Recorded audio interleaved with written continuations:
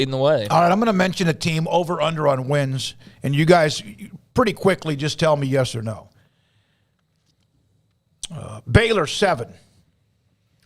Or sounds about right. Okay, sounds about right. Do we know? Is this counting a bowl game? No. Is this counting regular season? Okay, regular so season. they'd be 7 and 5. Very clear. Yeah. God, that's the number that you'd That's why argue it's there, over. right? No, I know. Yeah, that's. I'd right. say I'd go over. Brigham Young 5.5. I'm going to say over because I think that they'll be better than that. I don't know how much better. Again, it's a new league, but they've been playing tough teams for several years. So I think they'll be. All right. They're not going to come in all doe-eyed. All right. You said it's what, 4.5, 5.5, 5.5.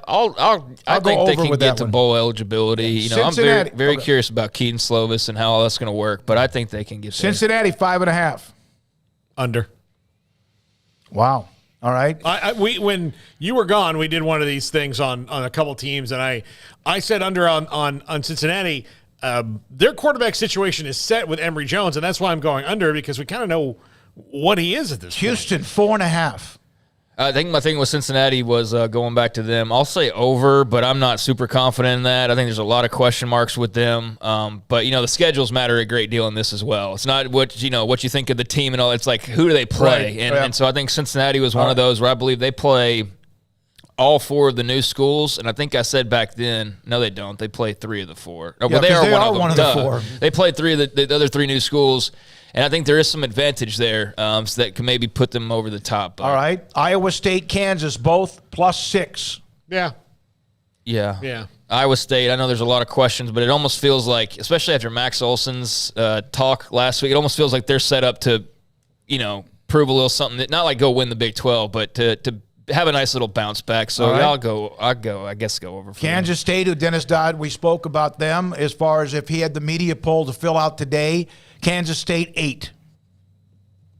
Yeah, with Will Howard back, I mean, you're telling me that team can go 8-4? Yep. Yeah. Oklahoma 9.5. Their schedule's incredibly easy, so I could see that. I don't know how confident I am in that, but I could definitely see it just simply because of the schedule. It's very favorable for them. But man, 10-2. Oh, I just don't know, and I don't feel like I'm even the most well qualified. I feel like it's almost better to not be a fan of the team to have a better. No, I'm serious. Think so. I agree. I think it's better to not have any opinion of Oklahoma, love or hate wise, to make a decision on. I'm going to say under. Okay, that's probably what I would go with. Garrett, do you have any 9.5 for Oklahoma? I'm telling you, they got an easy schedule, but I mean, look, if they play like they did in that bowl game, maybe, but I need to see more of it. I would take under. All right, that's why it's there. 10 wins is a lot of State. wins. Yeah. Oklahoma State 6.5.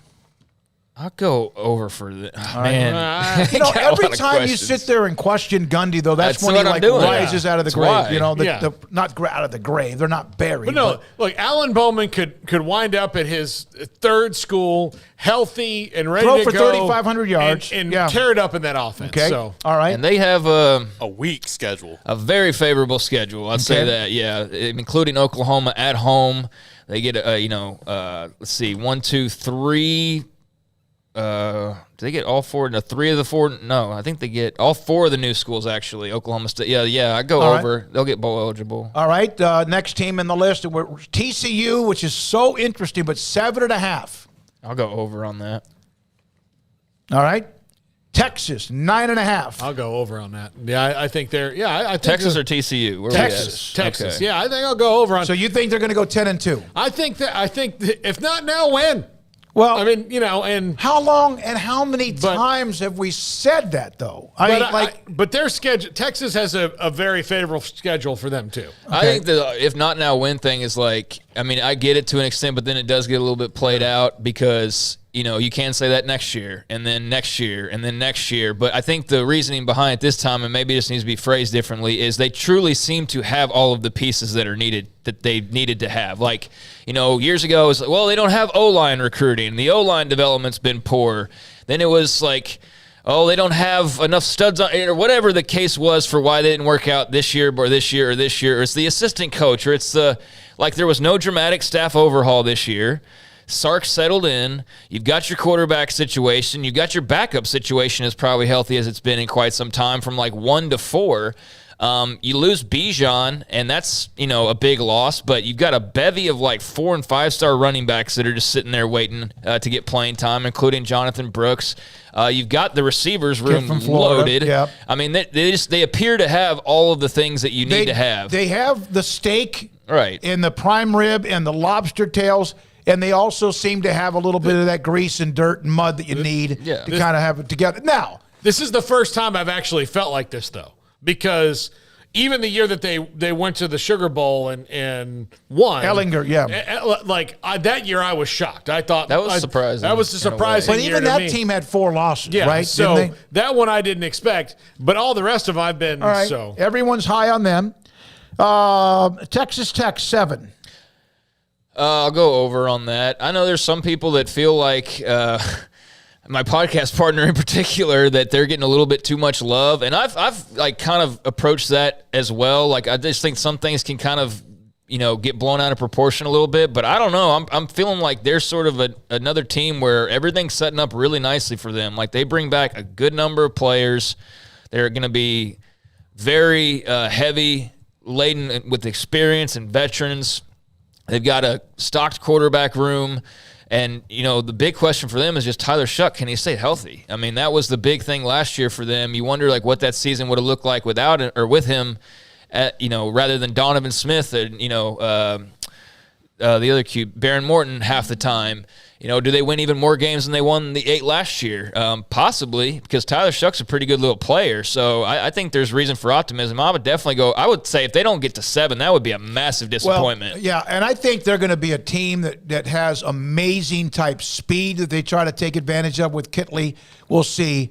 Also, even Laura Weiss, who's a Tech fan, until Tech shows me we can win on the road, there's a push. That's a great point. That was one thing they did not do. If there was anything they really didn't do well last year, and I'm sure there's some other things that a Tech fan could add on to that, but like a glaring thing was their poor play on the road for sure. And they have Oregon, right? Poor results on the road, yeah. And they will get Oregon in week 2, so that'll be a nice little matchup with Tyler Shuck against his old team. But they definitely have to win on the road to get to where they want to go. But there's a lot of things that are exciting in their favor right now. All right, let's go down to just this one more team I think I'm missing. UCF, 6.5.